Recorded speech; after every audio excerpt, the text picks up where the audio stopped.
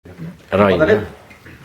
Need on nüüd tehtud suurema konksuga ja see, kes tahab, ei, sa võid ka mitte siia silma panna. Aga miks see silm on hea? Tahtsin siia juurde. Mis see silm annab juurde? Ta annab teatud lõhna ja maitset, sest vaata, siin on nüüd hästi suur konks ja ahvena silm võetakse, pannakse siia otsa. Ja kui sa väikse konksu otsa paned, see ahvena silm lihtsalt takistab seda haakimisel, seda konksu sisse minemas seal kalale. Väiksele konksule ei saa teda otsa panna, sest ahvena silm ise on küllalt suur. Aga reeglina ma olen vaadanud, et see ahvena silm, kui ta sul otsas on. Kas ta elendab või on ka mingi UV-ga? Ma ei tea, mis efekt tal on ilmselt verelõhn. Või maimu meenutab seal, kui ta seal tõlvendab. Kui see silm muidugi pärast nagu selliseks tühjaks läheb, mingis asendis ta jääb paremini õljuma. Nagu maim oleks või sükene, jah, ma olen ka tähele pannud. Langemise pealt, siis kui ta langeb, mina sain ka selle kõige suurem silmaga, et ta peab mitte ka kõige värskem, aga natukene mingi maa on ära töötanud ja siis ta nagu see üles-alla jõhvi mööda langemine. Võimalik, jah, aga mina, nii palju kui ma olen selle silmaga proovinud, siis reeglina, kui see silm jookseb tühjaks ja nahka ainult ripendab, siis reeglina ta enam ei taha vaheta silm ära ja kohe võtab, ta on ikkagi värske siuke. Ilmselt ta liguneb ka ära, see nätsutatakse ära, ta on tühjaks ja tal ei teki enam seda lõhna maitset, ega ma usun, et see kala tunneb, ega muidugi kasutada söötes, et ta tunneb ikka seda lõhna, aga ju see verelõhna, mis lõhn tal seal iganes juures on, ma ei tea. Tambi tavalise sikuga ei saa midagi, vaat silma ots. Sama efekt jah, et miks, või teine asi, pane näiteks sõnnikussi tükk. Katsetama jah. Kunn näiteks, silmakunn, see on mokka veel pand ahvena mokka, vaata, võrtsu peal töötas. Maimu enne meenutab. Aga samamoodi võid, ütleme, sõnnikussi priske pea otsa sinna panna sellele sikutile või ütleme, kas või sellele otsa või kärbse vasse võid otsa panna väga eduliselt. Tal on ka siuke spetsiifiline lõhn. Ja kärbse vastne on see, et ta jookse sul kohe tühjaks, ta peab ka päris kaua aega vastu ja ma arvan, et töötab päris eduliselt. Ma ei usu, et ta kehvemini töötab kui silm. Ja mis on nende muiskajuures väga oluline, et sa alati vaatad, et need konksud oleks hästi teravad. No võta üks välja, vaata, kuidas seal on. Ja sa püüad ilma kidata või kidaga? Mina püüan kidaga, aga nad väidavad, et need väga terav, kes tahab katsuda. Pärast paneme tagasi. Need saab tevitada või?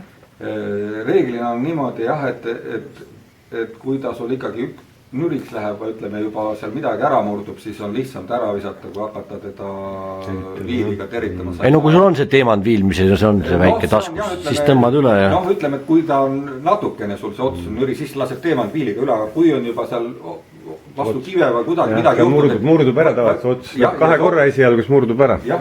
Ja kui see natukenegi juba sealt otsast ära murdub, sa ei saa enam teda nii pikalt, ütleme teravaks, ta peab hästi sujuvalt terav olema, et ta kohe imeb sinna sisse, sest nii kui see nüri on, nii on, kohe on näha, et see otsa jäämine on palju kehvem. Ja see on tugev konks, selle võib kohe see on hästi tugev jõuga välja tõmmata kuulus. Ja see sama, ütleme nendel plastkirpetel, mida mina kasutan reeglina hästi palju plastkirpe ja fosforid ja muidugi värvilisi ka. Ega see on nüüd fosfor, aga samas on samasugused plastikud on näiteks oranžid, kollased, siuksed toonid on punakas toon. Sa ei tea iial, millist ta tahab seal, et neid on parem, kui seal on erinevaid sorte valmis tehtud ja kõige parem, kui on tehtud juba see, ütleme see rakendus sul selline asi valmis kodus, et sa selle ainult kirvest vahetad. Võid samas ka, kui sa tead, et sul on kindlalt töötav kirves, võid ka selle kirvega terve komplekti juba panna valmis omale pakendisse ja võtad kaasa.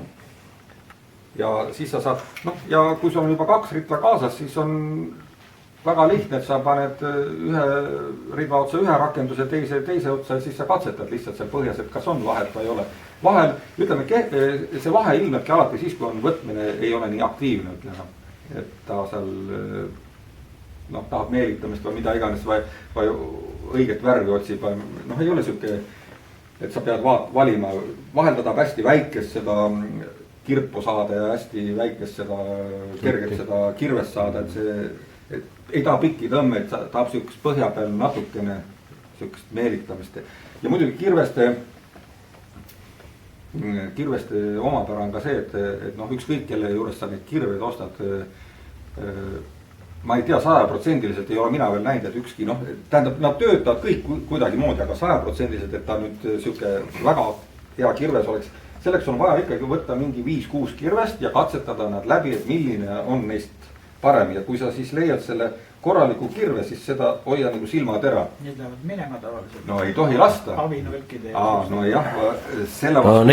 No selle vastu kaks kõige paremad. Aga noh, see oht on Peipsil, merel seda ohtu tavaliselt. Ei ole, ma tasingi öelda, et see on hästi väike juhus, kui läheb augide pärast. Merel on kõige suurem oht on need vanad võrgud ja niisugused kivid ja niisugused, kuhu ta võib sul kinni. Tavaliselt väsib lõks ära või siis venib auk välja. Ja siis hopsti vaatad, mis värk on. Ja lõksudega tuleb kasutada mitte kõige neid peenemaid, vaid ikkagi siukse, noh vaatad siukse optimaalse lõksu, et millel ikka noh, seda tugevust ka on, sest kui sa seal ikka tihti peale neid kirved otsas vahetad, siis see lõks väsib ära, paindub ära, ta võib ära murduda, ta võib lihtsalt lahti tulla.